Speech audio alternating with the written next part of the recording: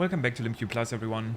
On this channel, I'm 100%ing Breath of the Wild by a bit every day until Tears of the Kingdom comes out, which is in 155 days. And I will admit, I kind of had a slow start to my day today. I think we all have that sometimes. And I was thinking, what do I want to talk about in today's video? And I literally couldn't come up with any good topics. I will admit, I've been playing some Genshin earlier today, and I think that definitely contributed to my absence of brain cells. So I thought I'm just going to start playing, get some Koroks and some shrines and some percentages. We are almost at 21%. And then figure out what I'm going to be talking about on my way. There is one thing that I considered talking about in regards to these shrines that are coming up here at Dueling Peaks, which is one of the most ridiculous ways to use an extremely broken glitch in the game. Also, I still don't have any stamina food on this file, is that correct? I keep getting confused because in my 100% speedrun that I started again yesterday, I obviously have basically infinite stamina food available to me. Oh, I'm so confused. It's because this flag is carried up by Rivali's Gale, and that doesn't look right. I obviously have basically infinite stamina food available to me, so I never have to worry about that. I never have to worry about dying. That's definitely still quite different in this playthrough. But the glitch I wanted to talk about is something that I don't actually use that much anymore, so I don't even know if I'm gonna get it first try. And that is the SCW, which stands for Shrine Coordinate Warp. I made a video in the past about this glitch, and it basically allows you to pretend that you're entering one shrine, but you end up entering a different shrine. I talked a lot about this glitch in my video about how to beat all shrines without using runes. If you haven't seen that yet, I would say it's probably my favorite video I ever made on my main channel, which is just called LimQ. It's called Can You Beat Every Shrine Without Using Runes? And it was necessary to perform that glitch in that challenge run to make it possible. Because some shrines are underground, right? These here are actually all overground, but I'll explain why this glitch is also useful here when we get there. But usually these shrines are underground, the ones that I wasn't able to get into. So a good example is the one at the beach, where you have to show this girl 3 pictures of guardians. Unfortunately, if you do a run that doesn't allow you to use any runes, taking any picture is gonna be tricky, because the camera, as you can see, is a rune. So I wasn't allowed to use the camera rune, but I still had to get into the shrine. And that's where the glitch comes into play. Let's go over to this shrine to explain you the base mechanics of it. So what you want to do is you want to perform very specific inputs on top of one shrine elevator, and then essentially trick the game into thinking you were entering the shrine, but also cancel it at the same time. Let me see, maybe I can magically get it first try here. Okay, it might take some time. I also need to be careful that I don't unintentionally actually enter the shrine. If I do, that's not the end of the world. Also, I think I should probably not do this with a two-hand weapon. I'm much more familiar doing this with a one-hand weapon. I'm more familiar doing this with a two-hand weapon. So what I'm trying to do is basically, I'm trying to jump to the side, perform a fall damage cancel. That's what's gonna make it so that the game thinks I'm actually on the ground, even though I'm not. If I do that step correctly, I'm going to be able to technically do the input of entering the shrine. I'm going to be able to press the examine button that you can see, even though I'm in the air. That's the first step that I'm trying to do here. So I did it there, and this was actually very sad. I did it correctly there, and I talked about the fact just a little bit ago that I always forget that in this category I actually need to take care of my health. My health was low because what I tried after performing the fall damage cancel, pressing A on the elevator, and then jumping away is I tried to blow up Link. This would have made it so that I fly out of the shrine without actually entering, then being able to move. So let me try this again. Hopefully I'll get this. I did it. So now I need to make sure that the camera is pointed up so that I don't look back into the shrine, and now I'm good to go. So what I'm going to do now is I'm going to fly over to the other side of the river.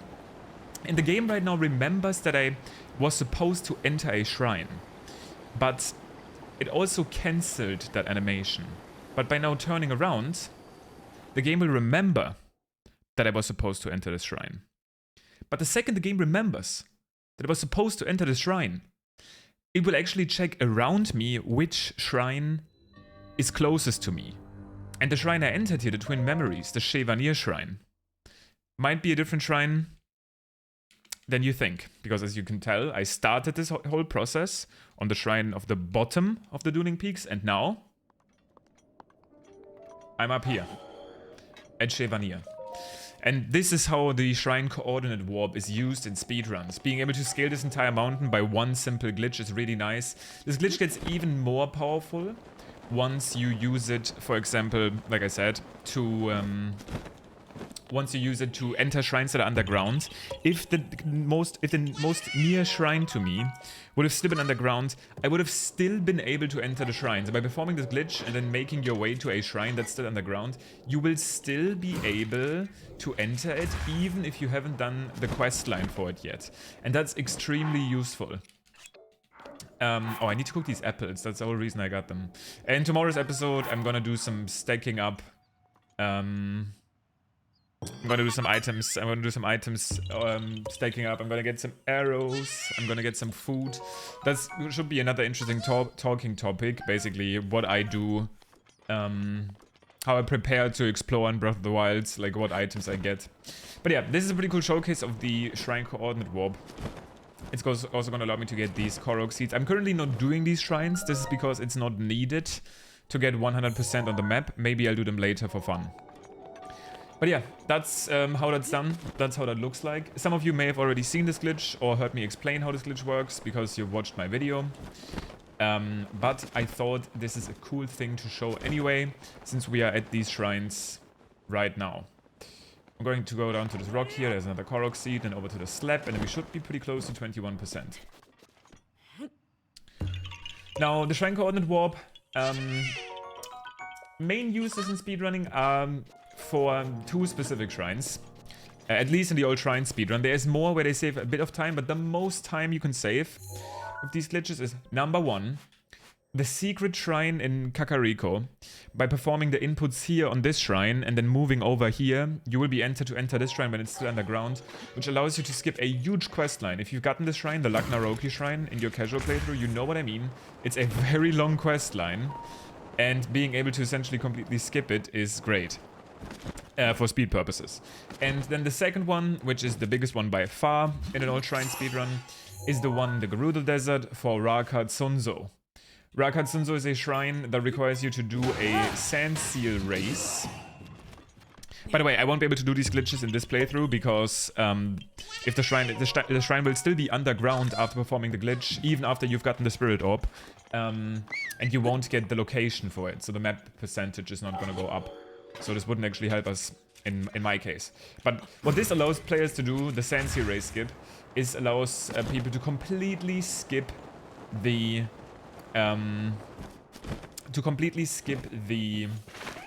let's see if I can get a hold of one here, by the way. The Divine Beast Vanaboris. Because the only way you would do it in all shrines is... oh, maybe we got a chance when it rolls back. Nope. We'll try that again. You completely skip the Divine Beast Vanaboris, which is amazing. Because the only way you would do it in all shrines is to unlock the shrine. And that ends up saving like 20 minutes. Oh, so close, so close. Right, looks like we're gonna have to go over here and do this by ourselves. But yeah, tomorrow I'm going to go and stack up on some useful items that we need like arrows and food. Hopefully this goes in. Beautiful. And I will give you a little bit of a breakdown on what items I consider useful and needed, and what items you can easily skip when you play this game. I think that's an interesting topic to talk about still, especially when it comes to people playing the game casually. There's still people, especially right now, that want to 100% Breath of the Wild after all of the announcement for Tears of the Kingdom, which I can absolutely understand. Not everyone has 100% this game with how much work there is to do, but now using some speedrun tricks is a nice excuse to get back into the game. So why not? And right here at the Spring of Courage, I'm gonna end today's episode. Thank you so much for watching. 155 days. Also tomorrow, my video will go live normally, but I will also be watching the Game Awards on stream, twitch.tv/limcube. If you wanna hope for me that we get any news for Tears of the Kingdom, even though we probably won't, you can chill with me there. I'm gonna be doing a 100%, I'm gonna be finishing my 100% not playthrough, speedrun just before the Game Awards. So why not check out my live stream and hang out with me while we potentially get any news for Tears of the Kingdom, even though we probably won't. But I just wanted to say that anyway. That being said, thank you guys for watching, and I will see you tomorrow.